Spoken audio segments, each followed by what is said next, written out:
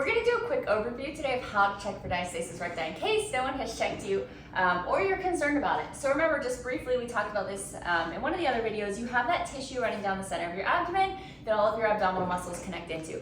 During pregnancy, it gets stretched. So when you're checking for diastasis recti, you're checking on how that tissue is doing. Can you have proper function and all of those things, and can it create tension to create that function? So that's what we're checking for here, just kind of how that tissue is doing. You check for the width, so how far apart it has stretched, and you also check the depth. So you check, can you create tension? Is there any tension at rest? All of those things. So basically you're checking in on it to see what you need to work on, to see how far you have to go, right? Because studies have shown that everyone has it at the end of pregnancy, just a matter of how much there is, how much stretching and how much weakness has come into play, and then also how long it takes to recover, which is going to be different for everyone. So when you are checking, you're going to lay down on your back, and the first thing that you want to do, not in 4 months postpartum, I may very well still have it, I honestly haven't checked. I just started with my core rehab and just kept going. So what you're going to do is you're first just going to palpate down the linea alba gently. You're going to see how much tension is there at rest. So mine's actually pretty good. Which is not terribly surprising since I've been working on it. So you're just going to feel like, is this tense? Like, if you start up top, right up here at the very first sign of that tissue, and you'll feel it's generally, for most people, this has not been affected. It's very tense, very taut tissue there. And as you go down, a lot of times around the belly button is going to be the weakest point for most people, especially after pregnancy. And you're just going to feel, is there any place where that tissue is allowing my fingers to sink in a knuckle deep, even 2 knuckles deep, when I'm gently pressing in? So that's the first thing you're thinking of. The other thing you want to feel for is depth, or sorry, that was depth, is width apart. So when you're checking here, we're checking how much stretching and width is there. So you're going to feel for the edges of that rectus, that 6-pack muscle there. So you're just going to feel along and feel if you can feel the definite edges there of where it is. And you're going to see, do I have 2 finger widths, 3, less?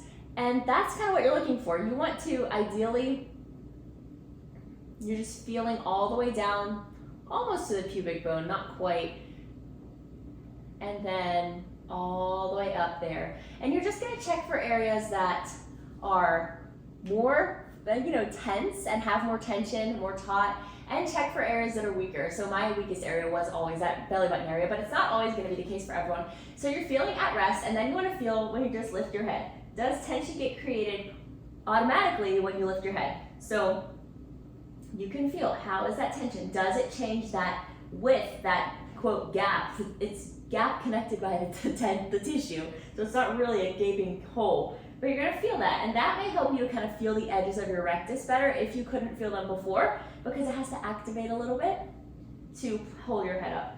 So there's that. So you're checking those 2 things, feeling the differences there, noting the tension, noting the width of the gap, and then you're going to intentionally connect and see the difference. So see if you had no tension there, can you create tension? How much function do you have? And so really, all of this checking is to see, what do I need to do next? If everything is great, you can create function with that exhale. Function automatically comes on when you lift the chin. Everything's feeling nice.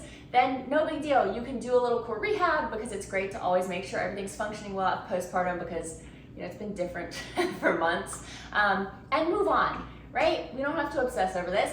If you realize, like, oh my gosh, I have really weak tissue there and I really need help and need to get started here, start with the breath. I have a whole video on the steps to healing diastasis, and then I'm going to make some videos, or maybe I already have at this point, of different levels of exercises as well. So there's also my app that has a full core rehab plan that will take you through everything you need to do. But just remember, it's not a huge deal. It's just something that you need to work on. You're seeing where you're at when you're checking so that you can move forward and start working on it, because you can gain function back, and you will gain function back, and you will, heal all of that if you do the steps and if you take the time. That's all it really is. So be encouraged. It's not a huge deal. That's how you check how everything's doing. And then, after a couple months of working on it, you can check again and see your progress. So checking for diastasis.